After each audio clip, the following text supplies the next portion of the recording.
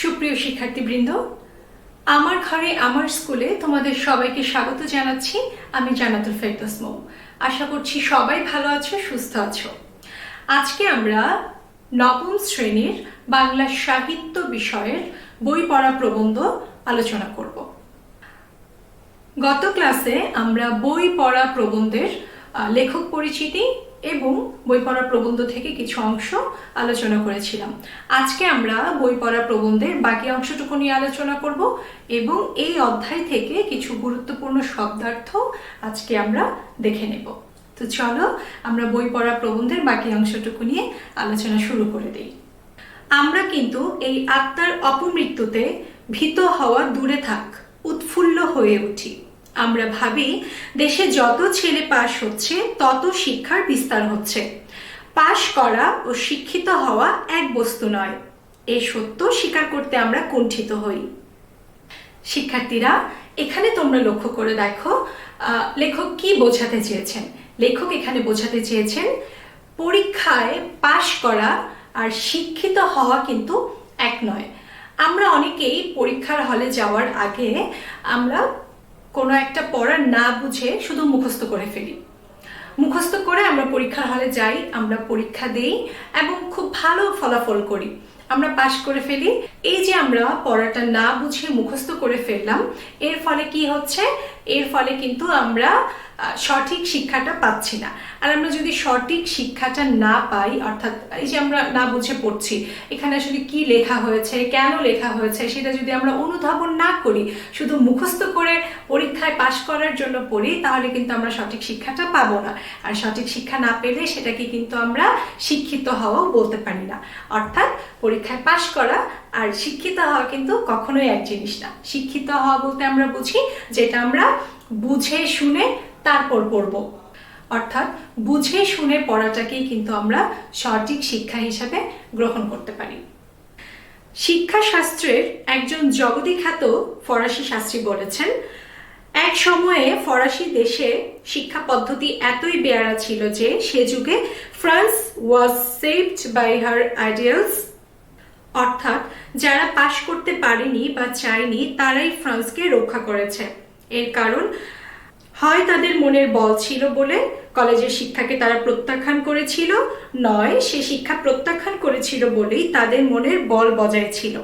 তাই এই স্কুল পালানো ছেলেদের দল থেকে সে যুগে ফ্রান্সের যত কৃতকর্মা লোকের আবির্ভাব ঘটেছিল। এখানে একজন ফরাসি শাস্ত্রীর কথা উল্লেখ আছে। ফরাসি শাস্ত্রী এক সময়ের শিক্ষা ব্যবস্থার কথা বর্ণনা করে এখানে বলেছেন, কোনো এক সময় ফরাসির শিক্ষা ব্যবস্থা অত্যন্ত খারাপ ছিল। তখনকার সময়ে শিক্ষা ব্যবস্থা এতই খারাপ ছিল, যারা পাশ করে বের হয়েছিল তারা কিন্তু ফ্রান্সকে রক্ষা করতে পারছিল না, অর্থাৎ দেশের আসলে কোনো কাজেই তারা আসছিল না। কিন্তু যারা পাশ করতে পারেনি, অর্থাৎ ফ্রান্সেই যারা পাশ করতে পারেনি, তারা কিন্তু ফ্রান্সকে রক্ষা করেছে। তারা কি করেছে? তারা স্কুল কলেজের যে শিক্ষাটা ছিল সেই শিক্ষা ব্যবস্থা প্রত্যাখ্যান করে তারা কিন্তু নিজেই শিক্ষা গ্রহণ করেছে এবং পরিশেষে তারাই কিন্তু ফ্রান্সকে রক্ষা করতে পেরেছিল।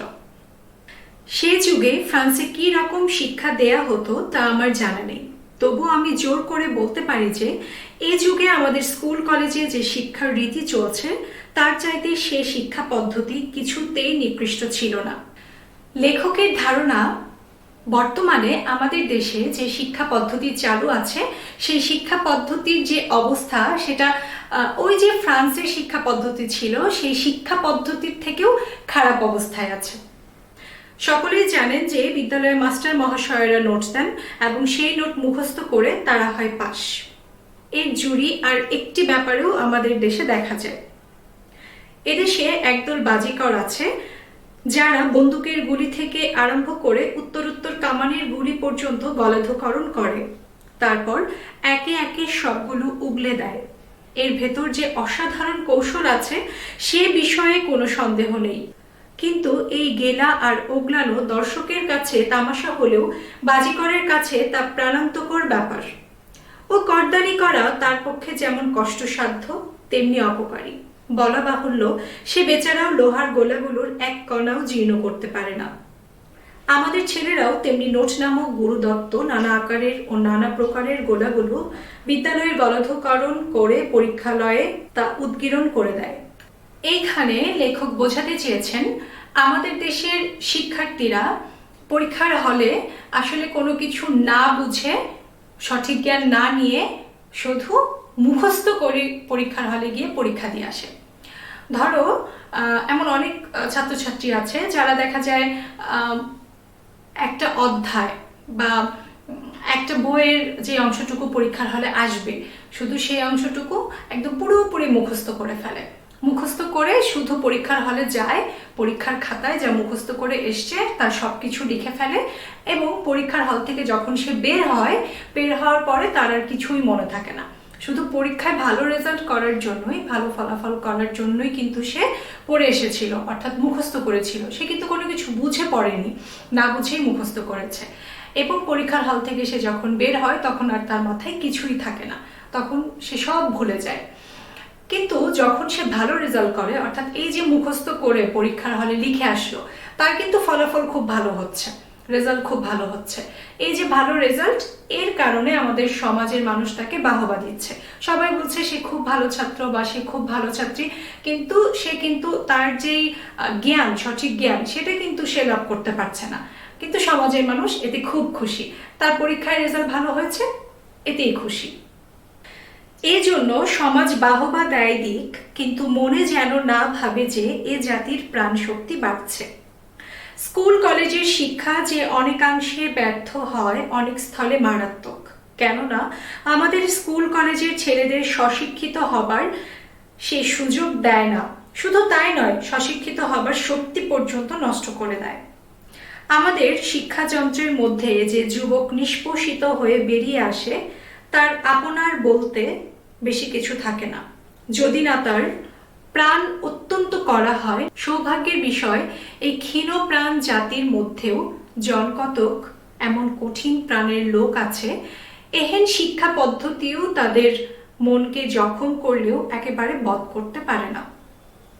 এই অংশটিতে লেখক বলেছেন আমাদের দেশের যে শিক্ষা ব্যবস্থা, অর্থাৎ আমাদের দেশের যে স্কুল বা কলেজগুলো আছে, সেখানে যেই শিক্ষা ব্যবস্থা চালু আছে, সেই শিক্ষা ব্যবস্থার কারণে আমাদের যে শিক্ষার্থীরা আছে তাদের যে স্বশিক্ষিত হবার যে সুযোগ, তারা কিন্তু সেটা নষ্ট করে দিচ্ছে, অর্থাৎ স্কুল কলেজগুলো নষ্ট করে দিচ্ছে।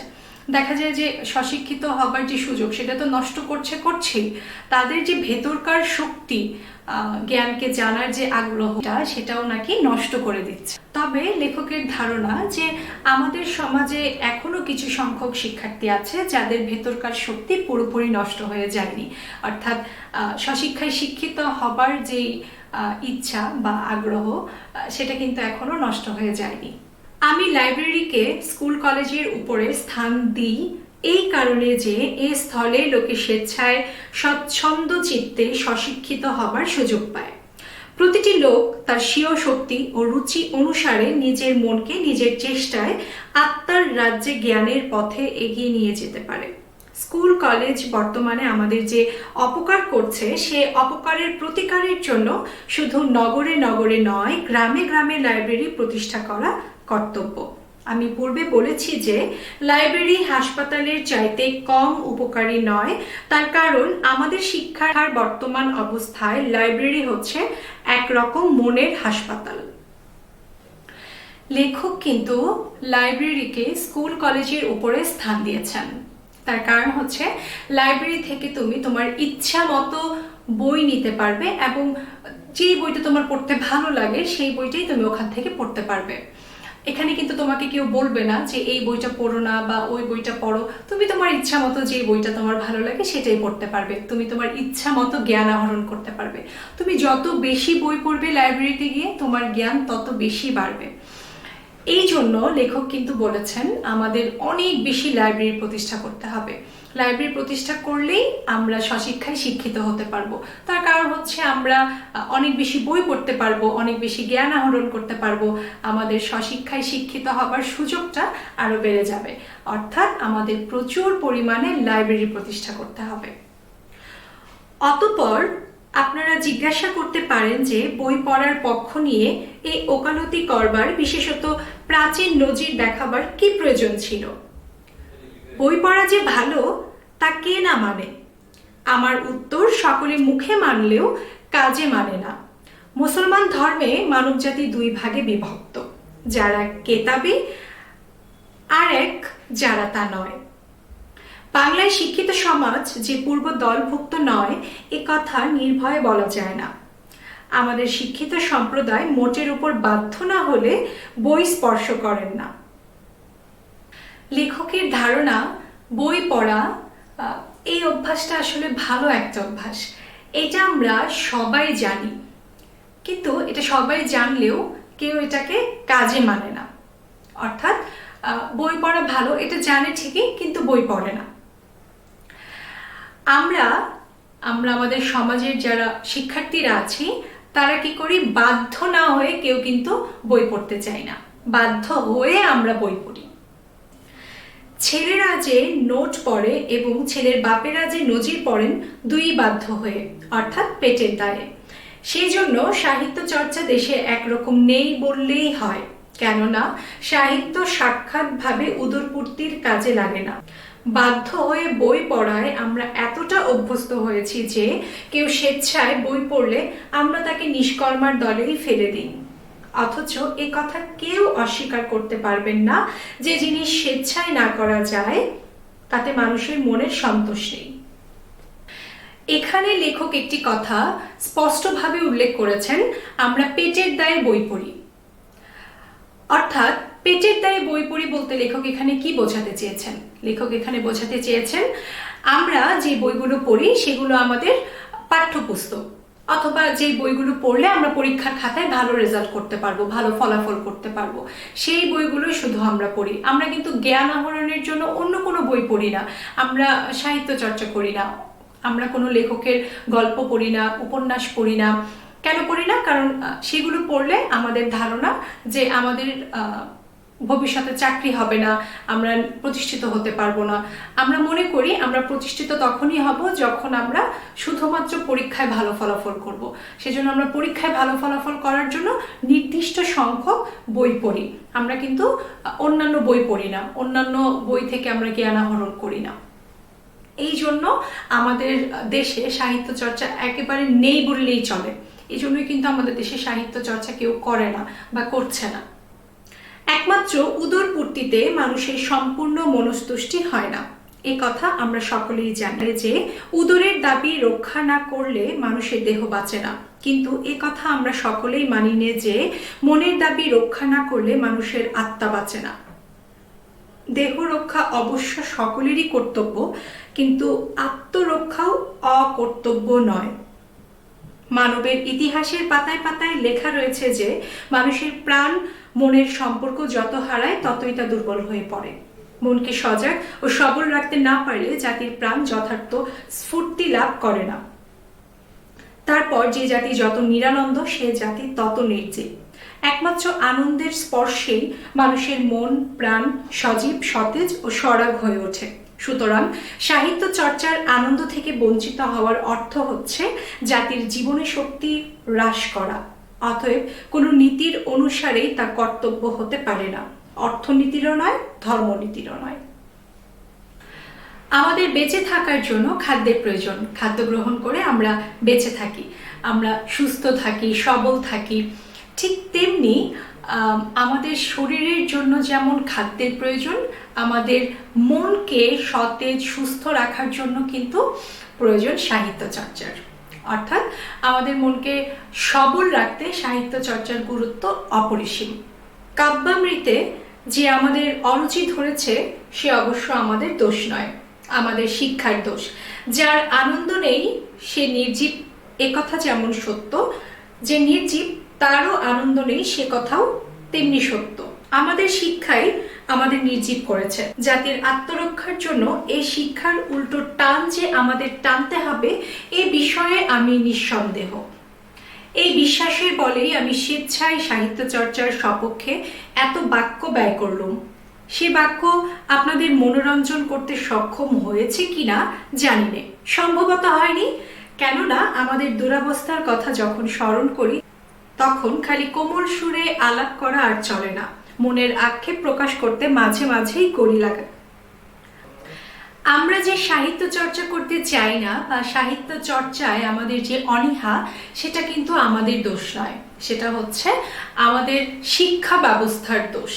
আমাদের শিক্ষা ব্যবস্থাটাই এখন এমন হয়ে গিয়েছে যাতে করে আমাদের যে সাহিত্য চর্চার যে তৃষ্ণা বা সাহিত্য চর্চার প্রতি যে ভালোবাসা বা যে আগ্রহটা, সেটা আসলে আর জন্ম নিতেই পারছে না। সাহিত্য চর্চার প্রতি আমাদের অনীহা দিনকে দিন বেড়েই যাচ্ছে। এবং লেখক কিন্তু মনে প্রাণে বিশ্বাস করেন যে এই যে শিক্ষা ব্যবস্থা, এই শিক্ষা ব্যবস্থাকে কিন্তু পাল্টানোর প্রয়োজন। অর্থাৎ এই শিক্ষা ব্যবস্থা, লেখকের মতে এই শিক্ষা ব্যবস্থা, বর্তমান যে শিক্ষা ব্যবস্থা, সেই শিক্ষা ব্যবস্থাটাকে অবশ্যই পাল্টানো বাঞ্ছনীয়। তো চলো এখন আমরা এই অধ্যায় থেকে কিছু শব্দার্থ আছে, সেই শব্দার্থগুলো দেখে নেই। শৌখিন। শৌখিন অর্থ হচ্ছে রুচিবান। উদ্বাহু অর্থাৎ ঊর্ধ্ব বাহু, আহ্লাদে হাত ওঠানো। ডেমোক্রেসি। ডেমোক্রেসি অর্থ হচ্ছে গণতন্ত্র। সন্ধিহান, সন্দেহযুক্ত। সুষার, প্রাচুর্য। জজ, বিচারক। ঠিক তেমনি ভারেও ভবানী, এটার অর্থ হচ্ছে রিক্ত, শূন্য, অর্থাৎ খালি। আবহমান কাল মানে চিরকাল। সোল্লাসে, আনন্দে। অবগাহন, সর্বাঙ্গ ডুবিয়ে গোসল। উপায়ন্তর, অন্য কোনো উপায়। স্বশিক্ষিত, নিজে নিজে শিক্ষিত। প্রচ্ছন্ন, গোপন। জীর্ণ, হজম। অব্যাহতি, মুক্তি। গতাসু, মৃত। গলধকরণ, গিলে ফেলা। কাঠদানি, বাহাদুরি। উদরপুট্টি, পেট ভরানো। ডেমোক্রেটিক, গণতান্ত্রিক। দাতাকর্ণ, মহাভারতের বিশিষ্ট চরিত্র। কুন্তিপুত্র, দানের জন্য প্রবাদতুল্য মানুষ। কেতাবি, কেতাব অনুসরণ করে চলে যারা। তোমরা শব্দার্থগুলো মনোযোগ সহকারে বুঝে বুঝে পড়বে। এখন তোমাদের আমি একটি বাড়ি কাজ দিচ্ছি। বাড়ি কাজটি তোমরা একটু মনোযোগ সহকারে শুনবে এবং খাতায় লিখে রাখবে। এই যে আজকে আমরা বই পড়া প্রবন্ধটি পড়লাম, এই বই পড়া প্রবন্ধের মাঝে অনেক গুরুত্বপূর্ণ লাইন আছে। আমি এই গুরুত্বপূর্ণ লাইনগুলো এখন বলবো, আর এগুলো তোমরা খাতায় লিখবে। লেখার পর এই যে লাইনগুলো পড়ে বা এই যে বই পড়া প্রবন্ধ পড়ে, এই লাইনগুলো পড়ে তোমরা আসলে কি বুঝলে? এই লাইনগুলো পড়ার পর তোমার যে অনুধাবন হচ্ছে, তুমি যা উপলব্ধি করছো, সেটা সুন্দরভাবে খুব ছোট করে তুমি তোমার খাতায় লিখবে এবং স্কুল খোলার পর অবশ্যই তুমি তোমার যে শ্রেণী শিক্ষক আছে তার কাছে এটি জমা দেবে। তো তোমরা ঝটপট সেটি খাতায় লিখে ফেলো। ব্যাধি সংক্রামক স্বাস্থ্য নয়। যে জাতির জ্ঞানের ভাণ্ডার শূন্য, সে জাতির ধনের ভারেও ভবানী। সুশিক্ষিত লোক মাত্রই স্বশিক্ষিত।